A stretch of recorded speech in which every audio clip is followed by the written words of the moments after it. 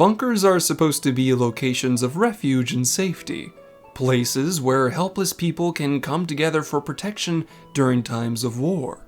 But for whom these places become a refuge seems to be more fluid than expected, as a cave network meant for Ishgardian citizenry and soldiers would host 2 other factions before finally being reclaimed by the city-state. Gather around, my friends, as we discuss the troubled history of the Dzemael Darkhold. To understand the history of the Darkhold is to understand the history of House Dzemael. Being one of Ishgard's 4 founding families, House Dzemael has ever been regarded with tremendous amounts of respect and esteem. And yet, despite their more traditionalist views, they've gone through some of the most radical changes over the course of its existence. Originally, this noble house was known for little more than producing some of the most talented and stalwart soldiers within the city-state of Ishgard. When compared to the other noble houses, Dzemael was always considered to be the more reliable when it came to strength of arms. But as history will tell, that's not all this family would be known for. About 300 years ago, before the 7th Umbral Calamity and before the invasion of Garlemald, there was a marriage. At this time, the current lord of House Dzemael would be wed to a woman belonging to House Faurshort. While still considered nobility, this woman's family was of considerably lower standing, but was respectable enough to make a good pair. However, instead of simply being wed into one of the 4 great houses, the Lady of Faurshort would bring something with her that changed House Dzemael forever. Her family had ever been known for their vast wisdom when it came to constructing things like architecture and maintaining it. She left such an impression on her new husband that House Dzemael steadily began to adopt all the knowledge that was offered, eventually becoming one of Ishgard's greatest builder families. In the past few centuries, almost every keep, tower, or garrison constructed within Ishgard's territory has had House Dzemael involved at some point because of this new expertise. In fact, most renovations done to the capital city's walls have been funded and led by this noble house. But even with this new talent for building, they never lost that drive to be powerful at arms on the battlefield. You'd have a hard time picking a noble house other than Dzemael if you wanted to push back a foe and build an outpost on the conquered territory.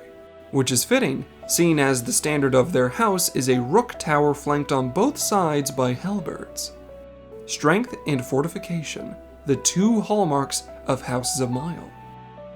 So, when Ishgard decided to construct a safety bunker for those living away from the capital, this house in particular was chosen to lead the project and see to its completion. This would be the beginning of what would be known as the Dzemael Darkhold. The Darkhold is still relatively new in terms of its creation. In fact, the man who was head of the project initially was none other than Sir Terrazin de Dzemael, who was the acting count and leader of the noble house at the time, but now that position has been passed down to his son, a son that was rather insistent that his father retire. But Sir Terrazin was the perfect pick for the creation of the Darkhold at the time, since his great knowledge of politics was only outclassed by his love of building and crafting. From the start, these caves were actually all natural, so the hard work was already done for the most part. All House Dzemael needed to do was fortify the tunnels and secure safe passages. The idea at the time was that the Darkhold was to serve 2 purposes. One is that it would be an excavation site, removing any precious metals or crystals found deep within the caves in order to restock their military. The second and primary purpose of these caves was to serve as a bunker for civilians living too far from the capital, as well as an emergency fortification for knights and soldiers posted nearby. You see, toward the end of the Dragonsong War, the Dravanian horde was getting more and more aggressive. They were steadily becoming emboldened by the visible fatigue that Ishgard was starting to show in recent generations. In case the horde came down on Coerthas with its full strength, the Dzemael Darkhold would likely be many people's only safe haven away from the dragon's fiery wrath. After all, These caves were far too small for the most dangerous dragons to invade, and no amount of fire breathing would set a stone ablaze. These caves were to be a sanctuary, plain and simple.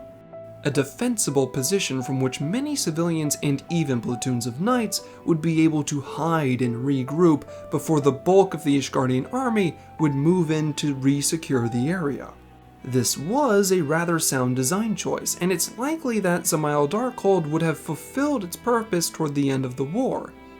Although, anyone who gets out enough knows that things rarely, if ever, go exactly as planned.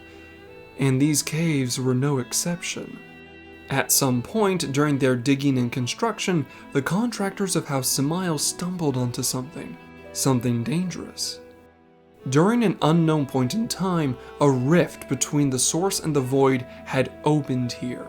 It was a small tear, only allowing lesser void sent through, but it was just big enough to allow even more dangerous monsters into our world. This isn't entirely unheard of. Sometimes rips in the fabric between the source and the void appear, but just as soon as these holes open, they can just as easily close, which is why an army of Voidsent have never taken over the source. These tears are unreliable, random, and never large enough to allow Voidsent of extreme power into our world. But why? Why was one of those tears here? A current theory being tossed around between researchers assumes that due to how close Coerthas is to where the ancient civilization of Mach once stood, that dark rituals might have been used in this cave network at some point. This would of course weaken the barrier between our worlds, allowing new portals to open at later dates more easily. However, this is only a theory. It's just as likely that this portal opened with no rhyme or reason. That being said, the builders within the Darkhold were not prepared for this, and did not expect Voidsent in the slightest. The Knights of House Dzemael attempted to push the Voidsent back, but the best they could do was to fight them off and buy time for the workers to escape. Eventually, they needed to seal the Darkhold to prevent Voidsent from leaving and harming the people of Coerthas. This was an unforeseen and dramatic setback, and construction of the Darkhold was suspended indefinitely. However, House Dzemael never formally gave up on the Darkhold, and were preparing to take back the caves once their position improved. But improve their position did not, as this was the time when the Garlean Empire was making their formal advancement into Eorzea. Not only that, but a castrum was built to the southwest of Ishgard, meaning that the noble houses had both foreign invaders and the Dragonic Horde to worry about. As such, focus on the Darkhold was moved to other places, leaving plenty of room for Garlean scouts to move through Coerthas mostly undetected. The Garleans eventually stumbled onto the Dzemael Darkhold and decided that some of the precious crystals here would greatly aid the nearby castrum. They did their best to disengage with the Voidsent and were able to get some of the materials they were searching for, but they didn't get as much out of the caves as they were hoping. The White Raven, Nael von Darnus had other plans, and these Garlean units were pulled away from the Darkhold, leaving behind some of their equipment that was holding back the Voidsent. But as we all know, the White Raven died, Dalamud fell, and the 7th Umbral Calamity eventually gave way to the 7th Astral Era as Garlemald was pushed out of Eorzea. This meant that the Darkhold was finally able to be given more attention than before as knights from House Dzemael moved back to refortify the area. However, even with the Garlean devices in place, the Voidsent were still a major issue, and the Ishgardian army was stretched way too thin after losing the Dusk, Dawn, Stone, and Steel vigils. So it was that with some degree of lost pride, that members of the Adventurers Guild were petitioned to aid in reclaiming the Darkhold. These adventurers would indeed answer the call and move in to try and cull the Voidsent. But these weren't just any other monsters, as their dark magic could corrupt in ways that no other spell could. The adventurers needed to move quickly and decisively if they were to survive this place. After cutting down scores of monsters that had taken residence within these caves, as well as the many Voidsent present, The adventurers made it deeper into the caves, discovering the various and energetic crystals that both the Ishgardians and Garleans tried to extract. Thankfully, these adventurers were powerful enough to make it into the deepest recesses of the Darkhold, eventually facing down a Voidsent, a gargoyle belonging to the 7th rung in their infernal hierarchy. This monster would be slain, and with the void rift that allowed them into the caves nowhere to be seen, it's assumed that the Darkhold would be free of their demonic presence for now. But now that the Darkhold has been thoroughly cleaned out and the monsters inside defeated, it's unknown what purpose the caves might serve in the future. Originally, they were to be used against the Draconic Horde, but with recent developments as they are, this purpose seems unnecessary. Mayhaps these caves will be constructed anyways in case of natural disasters or unforeseen events. Either way, it's up to House Dzemael to decide. And that, my friends, is the story of the Dzemael Darkhold. From a natural cave network to a Voidsent nest and even Garlean excavation site, these caves have seen a turbulent history, and hopefully they'll be put to better use in the future. But I've done my part in telling its story. So, until next we meet, stay safe, my friends. Thank you all for watching to the end. If you enjoyed this video, why not subscribe and share this with your fellow adventurers? With your help, I'll try to reach out even further and bring even greater stories to you. Although, I'd be remiss if I didn't acknowledge my biggest contributors.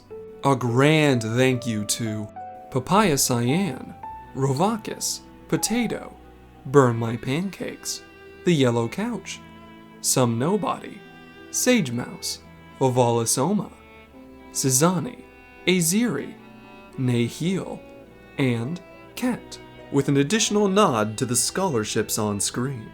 Links to things like my Twitter and that of my channel artist Caddy can be found in the description.